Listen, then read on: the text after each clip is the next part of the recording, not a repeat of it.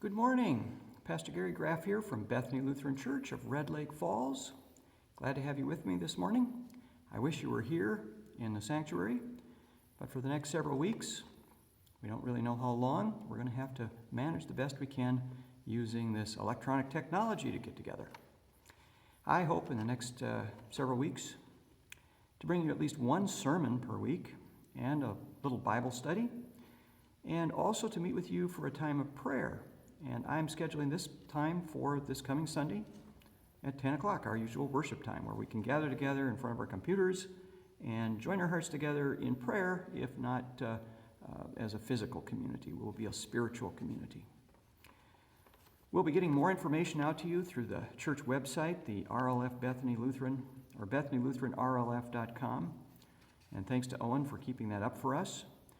And also through emails and through our church Facebook page too. So keep your eyes open for more information as it develops and as we become more comfortable communicating in that way. This is my first video sermon, so I'm kind of a novice at this. Well, our message for today is taken from the letter of Hebrews, the 12th chapter. So listen to these words from the letter to the Hebrews. Therefore, since we are surrounded by such a great cloud of witnesses, let us throw off everything that hinders and the sin that so easily entangles. And let us run with perseverance the race that is marked out for us, keeping our eyes on Jesus, the pioneer and perfecter of faith. Well, think about fear. Haven't we been feeling a lot of fear lately? Fear is a pretty powerful emotion, pretty intense, and it can sometimes be almost overwhelming. And yet, like all other emotions, fear can be pretty healthy and even a gift from our gift-giving God. Some social scientists tell us that we are hardwired to be fearful. We notice the negative more than the positive because that's how our ancient ancestors, the cavemen, survived. In their jungle and wilderness homes, lions, tigers, and dinosaurs were pretty plentiful. And so God gave these ancient relatives of ours just a little touch of fear so as to keep them on their toes, lest they become some predator's supper. And perhaps that's why we notice the potholes in the road more than the beautiful birds and flowers and trees along the road. We notice the negative because it might be dangerous. And that's how fear can in some ways be a blessing, a gift from our gift-giving God. Yet what happens when the negative is so overwhelming that we never notice anything positive? What happens when fear becomes the driving force in our lives?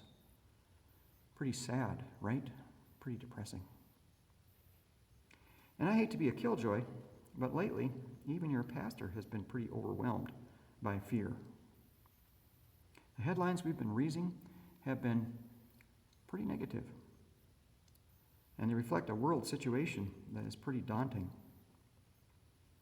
I won't go into detail, but as a folk singer named Woody Guthrie, so famous in the 1930s, once sang, "It takes a worried man to sing a worried song." And you know, I feel like I've been part of a choir of worried singers, a huge choir in the world. Well, what can help us to change our tune? What can help us to notice not just the potholes and the negative, but also the birds and the flowers and the trees and the positive things in our lives and world?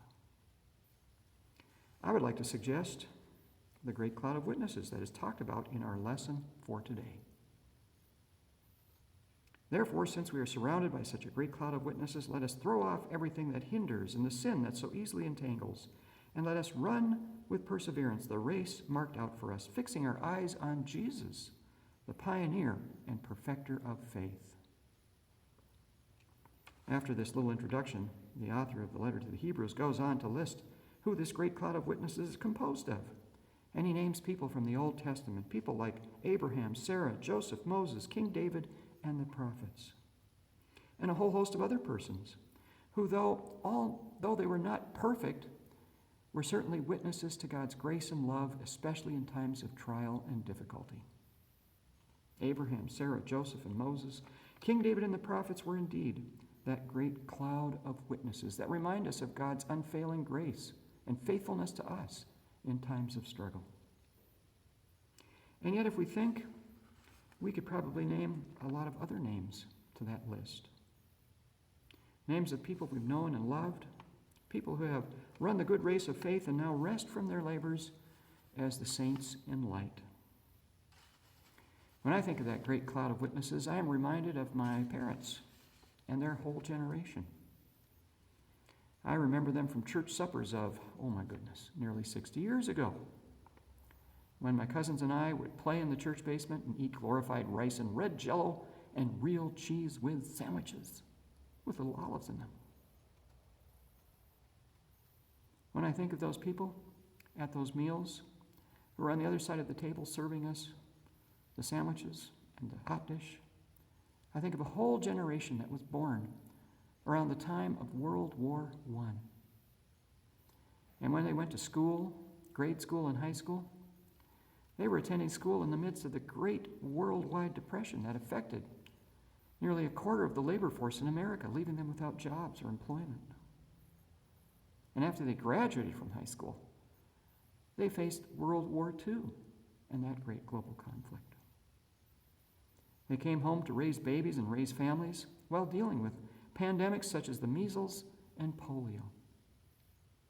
And yet, despite all these obstacles, they built more churches and more church-related colleges and universities and schools than any generation previous to them. A pretty incredible accomplishment given their circumstances. And how did they do all this? Well, as it says in the letter to the Hebrews, they kept their eyes on Jesus, the pioneer and perfecter of faith. Well, who do we keep our eyes on? Isn't it Jesus, the pioneer and perfecter of our faith? There are a lot of things that can catch our attention these days. Getting instant updates on the stock market, and everything from illnesses of chimpanzees in the Brazilian rainforest to the price of automobiles is one of the amazing accomplishments of our modern technology, the internet and computers. And yet, all of this instant news can be rather overwhelming, especially if it's negative. And then what do? Well, here in Minnesota, we build a lot of snowmen. I think all of us have built a snowman at least once or twice in our lives. And in Minnesota, that's not a problem because we live in the land that's pretty flat. But can you imagine trying to build a snowman in Aspen, Colorado, on the side of a mountain? You know, you start out building a snowman with one little snowball.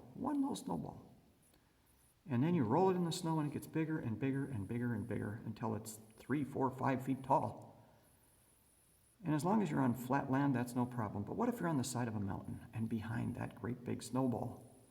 And all of a sudden, gravity takes over and it throws you back and you start rolling down, becoming part of that snowball, being wrapped up in the snow and all the debris it takes with it, tumbling over and over, and we might say snowballing all out of control. Well, that's the way it is with fear, too. It often snowballs all out of control. Jesus, in the 12th chapter of Matthew's Gospel, invited his disciple Peter to walk on the water. And we remember that story from Sunday school, how colorful and exciting it is. The disciples had gone out fishing that day, and they rowed their little boat way out into the middle of this huge lake, which is notorious for huge storms coming down from the mountains that flare up instantly without warning. And the disciples were in the midst of one of those storms today, way out on the lake, the waves beating against their boat, coming into it, wind beating against them, overwhelming them. And in the midst of this terrible storm out on the Sea of Galilee, who do they see walking out towards them on the lake but Jesus? At first they think it's a ghost and they're terrified, absolutely terrified. But then they recognize the face. And Peter says, "Lord, if it's you, then bid me to come to you on the waves." And Jesus says, Come on out, Peter. And Peter the rock, he gets out of the boat, kind of excited, kind of terrified at the same time. But he steps one foot onto the water after another, slowly, coming towards Jesus on the water, on the waves, in the midst of the storm. And he's excited. But then he takes his eyes off Jesus for just an instant, and he sees the storm, the clouds, the winds, and the waves, the boat being overwhelmed by the water, the terrified disciples. And he becomes fearful himself. And as he takes his eyes off of Jesus, he begins to sink like a rock. Peter, the rock, begins to sink. But Jesus says, I'm here. And Peter cries out, Lord, save me. And Jesus reaches out with his hand and lifts Peter up by the scruff of his neck, holds him up and says, Peter, what's wrong with you? Why did you take your eyes off of Jesus? Well, that's what happens when we take our eyes off of Jesus. We become a part of the snowball of fear and worry and anxiety. And during this season in which we are apart physically but spiritually together through prayer and worship, I would like to invite you to help me to keep my eyes on Jesus. When I get distracted by the wind and the waves and the storms and the headlines and our newspapers, I would like you to remind me to look at Jesus, to keep my eyes on Jesus. And when you get distracted and fearful of the wind and the waves and the storms, I will remind you to keep your eyes on Jesus. And together, we will get through this. Together, we will weather this storm and come out on the other side stronger and smarter and richer in spirit rather than poorer. May we keep our eyes on Jesus and that great cloud of witnesses who have gone before us, that we might persevere in faith together. Amen.